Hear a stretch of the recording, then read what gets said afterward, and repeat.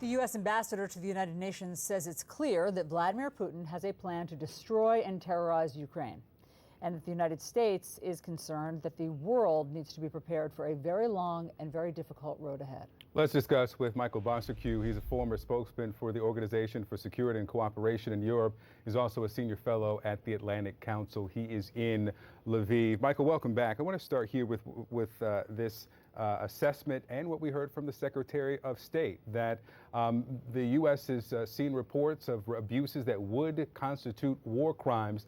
Do you think that threat, that potential of ICC charging him with war crimes, plays into Putin's strategizing one way or another, for better or worse? Absolutely not.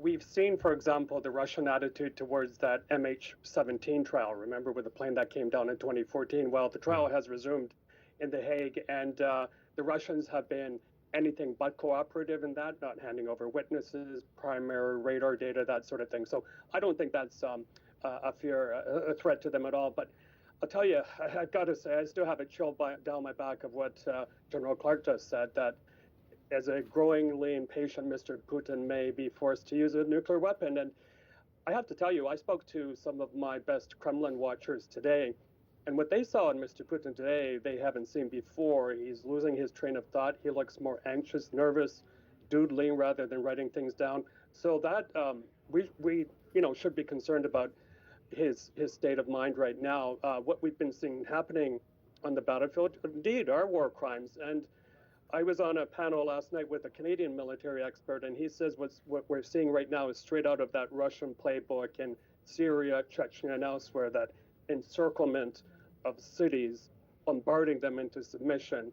People either submit or they flee, and as you noted, a lot are fleeing. And that's another thing, is President Putin is using migration.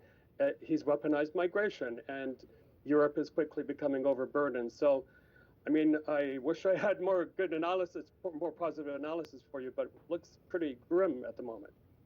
How could it not, Michael? How could it not? I mean, every time we talk to you, you give us such a good sense of what's happening on the ground. And I know that there's a feeling inside Ukraine, and I know you share it, of why not a no-fly zone? Please, U.S., NATO, help us with a no-fly zone. That's the only thing that will help. But the perspective here that we've heard from our generals is that that starts World War III. I mean, the second a U.S. pilot shoots down a Russian pilot, then Vladimir Putin is truly untethered from if there are any restraints around him. Is that understood by, in Ukraine? Well, before I answer that, if I could give you one more kind of discovery here. I've just checked the weather forecast for Kharkiv and a few other cities in Ukraine. But the bad news is that as of after tomorrow, the temperatures are going below zero pretty much for the rest of the week and into the single digits at night. There's two problems there, of course, immediate problems.